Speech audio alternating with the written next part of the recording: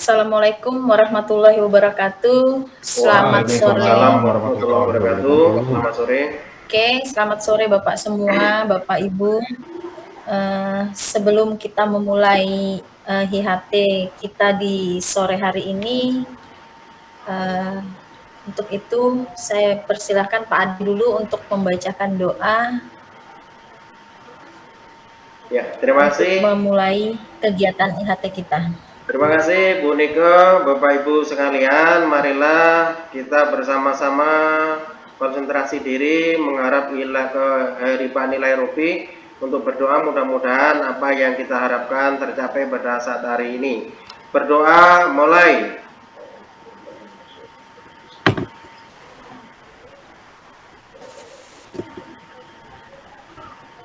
Berdoa selesai. Baik, terima kasih Pak Ade. Selanjutnya kita akan mendengarkan paparan materi IHT Kurikulum Paradigma Baru SMKPK yang akan disampaikan oleh Pak Slamet. Waktu dan tempat kami persilahkan. Terima kasih atas waktunya. Ada ice breaking dulu Bu? Ya, Saya tunggu. Dulu. Ayo silahkan bisa Ya. Bu Romla. Ini kita acak kata ya. Iya Bu. Siap. Ya. Ini terlihat Bapak Ibu? Oke. Oke, terlihat. Oke, Ya. terlihat. Ya. Nah, ini kita acak kata ya. Iya. Nah, kata yang pertama itu ada rasap. Pasar. Pasar. Pasar. Nah, ini hadiahnya umroh ini Bu. Wow. Hadiahnya laptop. Oh, laptop. Kode ya. Iya. Ya, yang kedua ya. Iya. Centang biru. Langsung Betul, hadiahnya laptop. Oh, laptop buat Ade nih. Iya. Boleh kirim pulsa 10.000 nih. Iya. Selamat kirim pulsa selamat. Yang terakhir ya. Yang terakhir ya. Terakhir. Ya. Nah, apa Pak? Asesmen. Pinter-pinter semua saya nyari ini susah. Ice breakingnya juga bingung. Oke, terima kasih. Demikian ice breaking dari saya. Saya kembalikan ke Pak Slamet. Oke. Oke, baik, terima kasih untuk materi saya ini, materi yang umum biasa ya. Ini saya share dulu. Mudah-mudahan tidak bermasalah. Tidak bermasalah Pak, tenang aja Pak.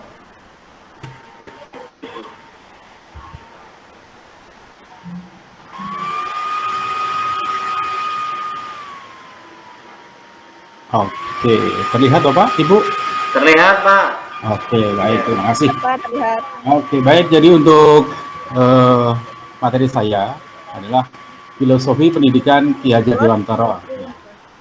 Jadi apa sih filosofi nanti yang akan diterapkan di kurikulum Merdeka Belajar kita? Karena semuanya nanti diambilkan dari filosofi Ki Hajar Dewantara yang sudah kita kenal. Siapa sih dia? Berikutnya, pasti Bapak Ibu sudah tahu beliau ini siapa dan apa track recordnya sehingga beliau dinobatkan menjadi pahlawan nasional di bidang pendidikan dan setiap tahun diperingati. Siapakah beliau? Beliau adalah Ki Hajar Dewantara. Kenapa? Iya. Kenapa beliau menjadi pionir istilahnya atau disebut menjadi pahlawan? Alasannya apa sih beliau ini? Nah, seperti itu. Gimana Bapak Ibu? Pak Aswandi? Karena menemukan model pembelajaran yang menyenangkan sehingga peserta didik itu bisa mencapai ketercapaian pembelajaran sesuai yang diharapkan.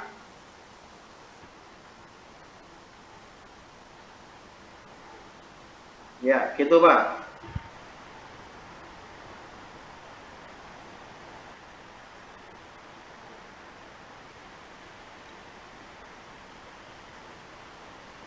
Awalnya memang dari zaman individu, maka beliau mendirikan partai kan, mendirikan partai industri partai dengan 2 rekannya. Terus kemudian bergerak di bidang pendidikan, mendirikan taman siswa. Dan beliau juga punya cita-cita, yaitu ingin mencerdaskan kehidupan rakyat Indonesia. Kenapa? Karena di zaman Belanda, pendidikan itu hanya untuk orang-orang tertentu. Ya, maksud Belanda memberikan pendidikan kepada orang pribumi adalah supaya upah dari pekerja itu murah. Jadi Belanda itu bukan ingin mencerdaskan orang-orang pribumi atau orang Indonesia, tetapi supaya kalau mereka bisa membaca menulis, maka upah yang diberikan kepada para pekerja itu menjadi lebih murah dibanding memperkerjakan orang Belanda itu sendiri. Itu dari awalnya. Terus berikutnya, filosofinya itu apa sih? Filosofi dari Ki Hajar Dewantara adalah pendidikan merdeka. Jadi apa? Yaitu berdaya upaya dengan sengaja untuk memajukan hidup, tumbuh budi pekerti. Tumbuh budi pekerti itu ada rasa, pikiran, roh, dan badan anak dengan jalan pengajaran, teladan, dan pembiasaan. Jangan disertai dengan perintah dan paksaan. Nah, itu intinya filosofi pada umumnya seperti itu. Jadi kalau di sini, kalau bisa kita artikan, kalau anak belajar itu tidak boleh dipaksa-paksa. Kamu matematika harus dapat 100, kamu bahasa Inggris harus dapat 100, kamu fisika harus dapat 100. Karena kalau di sini, anak itu mempunyai kepribadian yang unik. Satu anak dengan anak yang lain itu pasti mempunyai kemampuan masing-masing. Ada yang dia kurang kuat, atau sebaliknya. Dan filosofi ini diterapkan, yang akan diterapkan dalam pembelajaran di kurikulum Merdeka Belajar.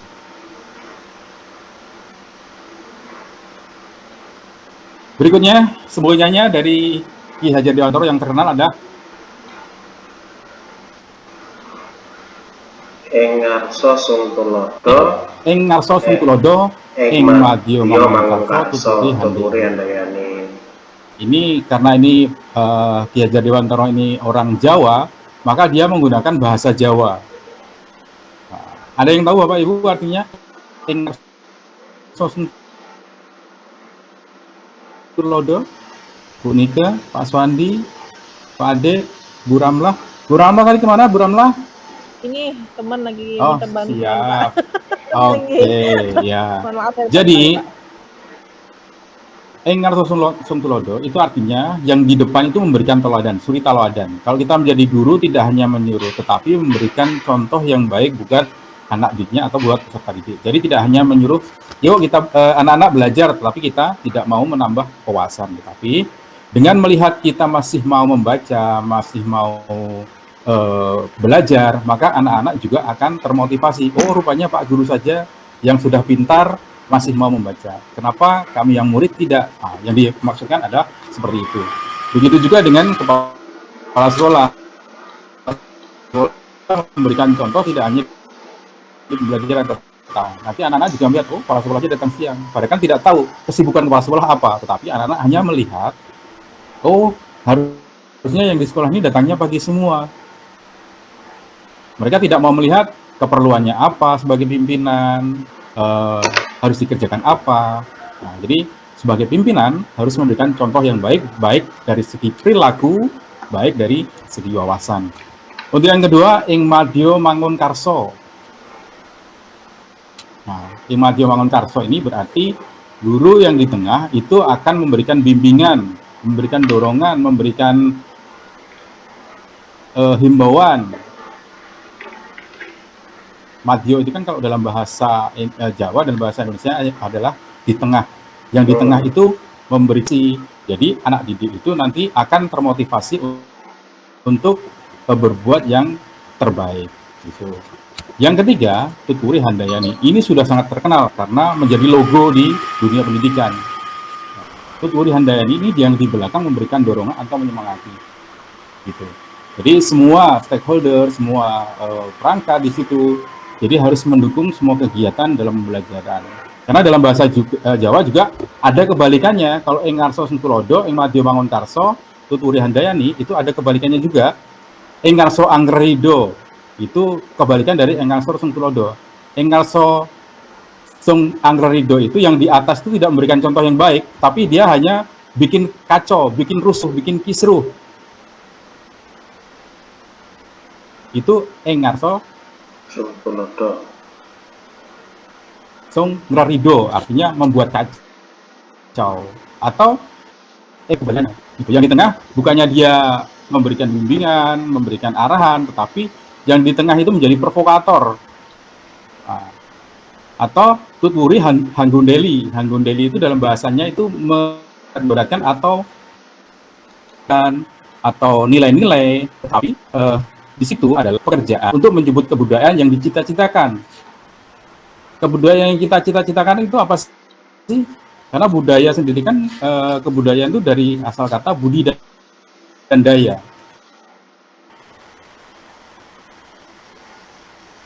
Kreasi manusia yang tertinggi adalah nanti mencoba untuk peradaban hidup dalam masyarakat kebangsaan. Yang berikutnya, dua hal tadi, yang pertama pendidikan sebagai benih kebudayaan, yang kedua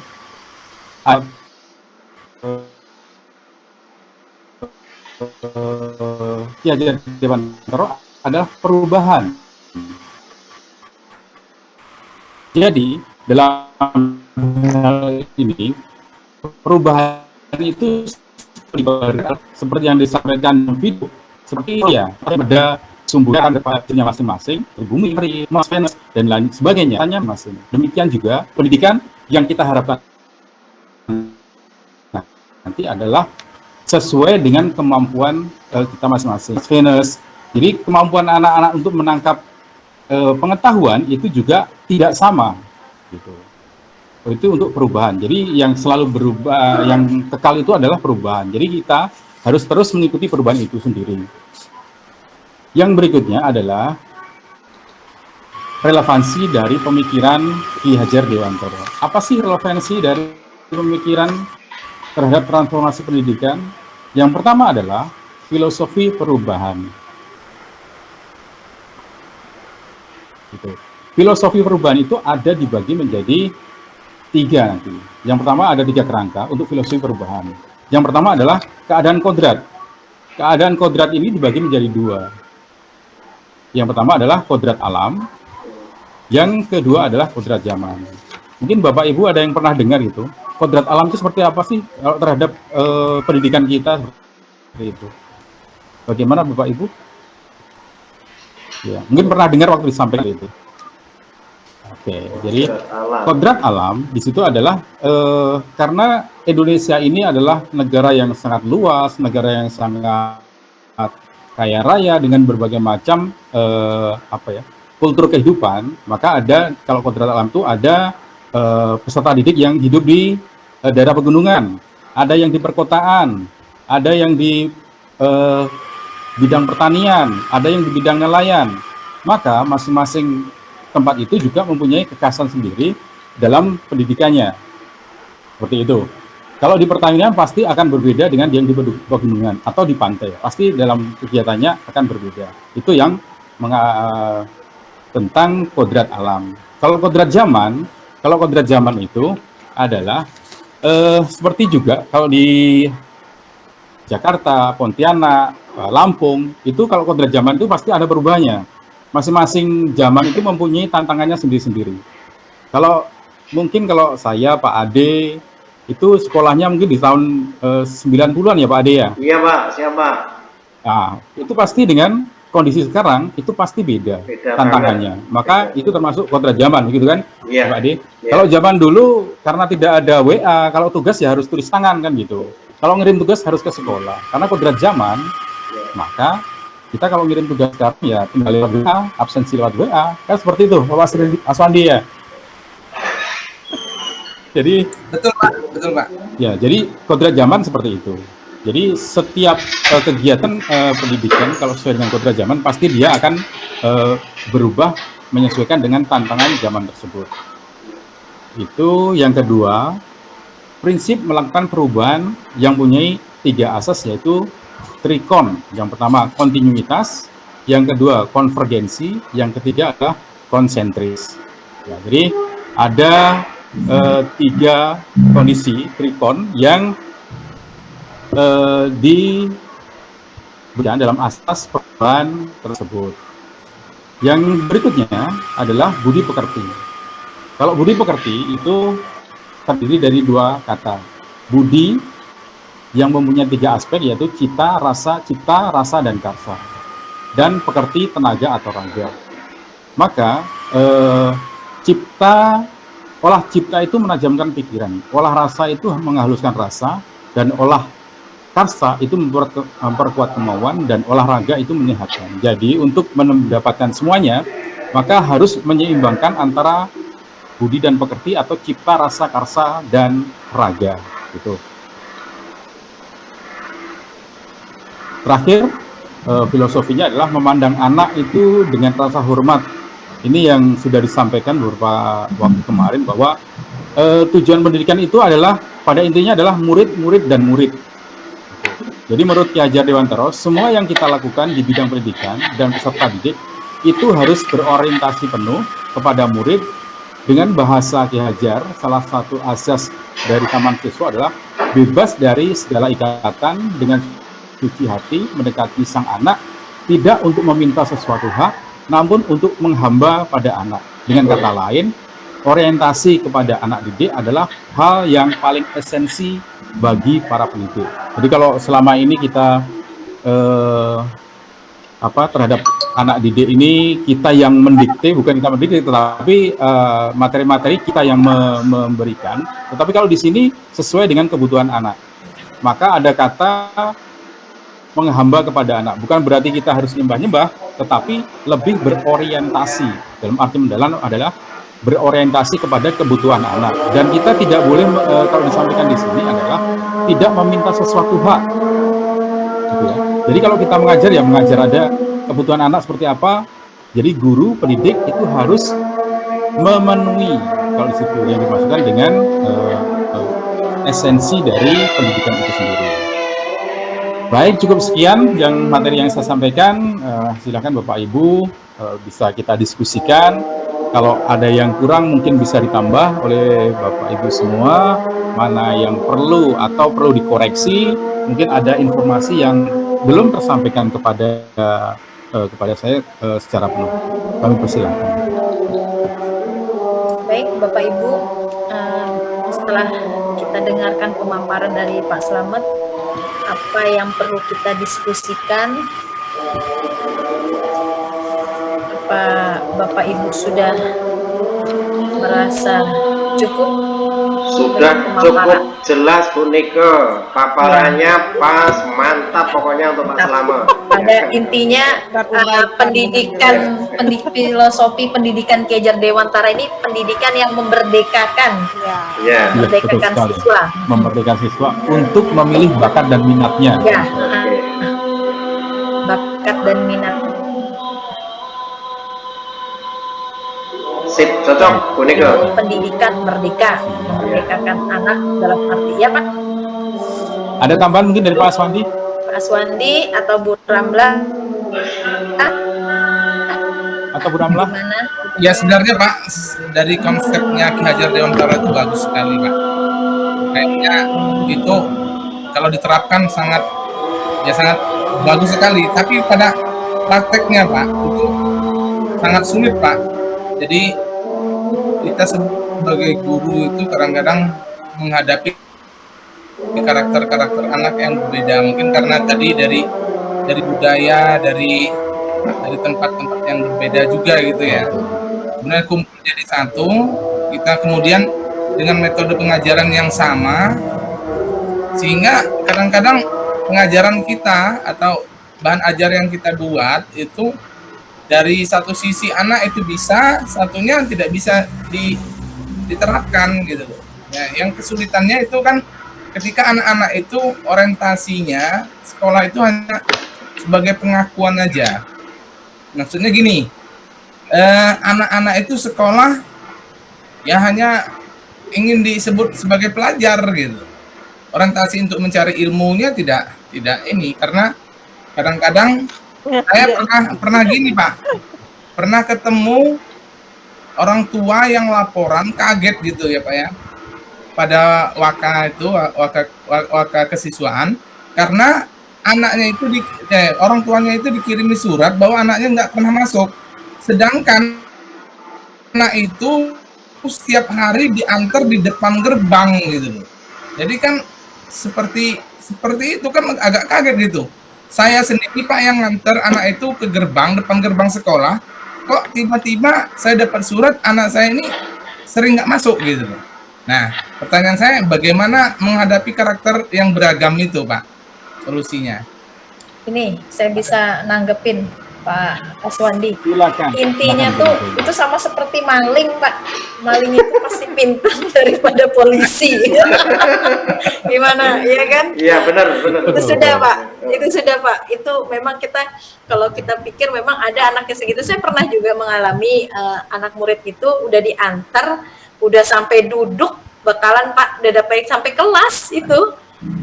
Tiba-tiba kok banyak nggak masuk, ya itu kan iya kan pasti ada, kita di satu sekolah itu pasti ada, udah diantar sampai orang tuanya bilang saya udah masuk sampai duduk, anaknya itu kok malah nggak masuk, dia bilang. Ya itu memang kita juga sih orang guru mesti ada harus ekstra ya Pak ya, ekstra dalam arti kadang anak begitu tuh dia minta perhatian lebih dari kita. Ya setidaknya wali kelas sudah tahu seperti itu, sekali dua kali anaknya ya setidaknya ya itu tadi. Saya dulu pernah mengalami sampai saya bilang gini, dia suka telat. Gimana kalau besok ibu yang telepon kamu? Kita telepon dalam arti saya yang membangunkan kamu. Kadang kan kayak gitu. Jadi kadang anak itu tuh minta perhatian lebih dari kita. Nah, perhatian lebih. Nah, seperti itu juga. Ya, ingin disayang. Nah, sama seperti yang itu kan, berarti kita harus pagi harus kita stay, kita selalu lihat yang ekstra. Dan kemarin juga dibilang bisa dijadikan ketua kelas. Jadi kan dia ada tanggungan. Jadi sekarang kita berpikir lagi, yang jadi ketua kelas itu bukan yang pintar, berarti yang nakal yang perlu ekstra perhatian yaitu kita tempatkan. Tapi Bu, itu kejadiannya waktu saya sekolah seperti itu Bu. Jadi di sekolah kami itu waktu dulu tahun 94 itu sama Pak Ade itu. Iya. Ini yang nggak naik kelas itu jadikan ketua kelas. Tapi dia memang lebih bagus ya memang. Tapi kadang-kadang nyeleneh juga, ngajak teman-temannya minggat semua. Bolos ya. Bolos gitu. Jadi provokator lah ya. Dia ngancam, pokoknya kalau ada yang yang tinggal di sekolah, pokoknya yang tinggal di sekolah, pokoknya awas besok. Sama Pak, saya juga tahun 90, saya lahir 78 ini. Ya. Oh, berarti kita seangkatan ya. Seangkatan Paling semua. muda berarti saya, Bu. Saya Saya lahir lahir 80. Absennya disebutin itu Bu. Saya 93 Pak. Nah, Sampai seperti itu. Memang ada bagusnya, tapi kadang-kadang ya itu tadi, karena mengajak teman-temannya untuk nakal juga akhirnya. Oke, baik, terima kasih. Jadi kalau di sini sebenarnya filosofi ini adalah idealnya. Kita kan mau ideal sebenarnya. Tetapi dalam perjalanan pasti ada nanti hambatan, rintangan yang harus dipecahkan bersama-sama. Ini juga idealnya memang kita ini harus mengambah kepada anak. Gitu. Kalau cerita anak yang diantar sampai depan pintu, saya ini pelakunya. Adik saya sendiri saya antar sampai depan pintu kelas. Saya dapat panggilan gitu kan. Saya sendiri yang antar gitu kan. Saya dapat panggilan. Pak, bahasanya maling lebih pintar dari polisi. Nah, itu sudah Pak. Nah, sekarang kita lagi harus pintar-pintar juga kali anak-anak tuh. Berdasarkan pengalaman itulah, mungkin dari pengalaman itu kita jadi tahu sih, oh jadi anak seperti ini perlakuannya seperti apa. Jadi yang dimaui di sini Ki Hajar Dewantara ini adalah idealnya memperlakukan anak itu sesuai dengan bakat minatnya. Idealnya itu kita tidak boleh memaksa anak. Jadi anak-anak biarlah berkembang dengan kemauan, dengan passionnya, kalau bahasa kerennya gitu kan. Passionnya apa? Nah, itu yang harus kita dukung. Mungkin idealnya seperti itu. Tapi kita untuk mencapai ideal pasti juga tidak mudah. Mungkin perlu waktu 5, 10, 15 tahun, 20 tahun mungkin. Yang dibilang generasi emas nanti 2045. mungkin itu baru kejadian. Kita Iya, udah kakek-kakek mungkin udah 90-an tahun gitu kan. Nah, benar Pak. Kita baru Saya lihat dong. Berarti dari zaman anak-anak saya ya. kita itulah. Mungkin dari anak kita, cucu kita yang menjadi generasi emas dari program Merdeka Belajar ini. Jadi ya Dewantara juga tahun 19 sekian baru dipakai sekarang gitu kan. Ya. Jadi generasi emas itulah yang akan kita bentuk dari sekarang. Ya, kita tidak bisa kayak makan mie instan, kita mau makan tinggal tuang mie instan begini-begini, tidak. Tetapi semua itu perlu proses dan pasti tantangannya akan lebih berat. Oke. Baik, demikian Bapak Ibu yang bisa saya sampaikan, atau masih ada lagi tambahan, kami persilakan. Cukup Pak. Cukup Pak. Cukup. Oke, baik, terima kasih sekali lagi. Saya ucapkan terima kasih kepada seluruh peserta, Bapak Sandi, Pak Ade, Bu Nike, Bu Ramlah, atas partisipasinya, dan saya tutup. Assalamualaikum warahmatullahi wabarakatuh. Waalaikumsalam warahmatullahi wabarakatuh. Warahmatullahi wabarakatuh. Kenapa, Bu? Baik, Bapak Ibu, marilah kita tutup session ini dengan bersama-sama berdoa menurut kepercayaan kita. Mudah-mudahan apa yang kita harapkan tercapai. Berdoa mulai.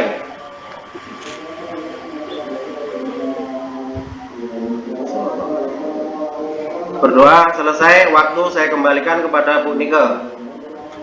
Bapak, Ibu, terima kasih. Terima kasih. Ini Bu Nike yang like nih. Iya, Bu Nike nge-lag. Nyangkut itu, nyangkut.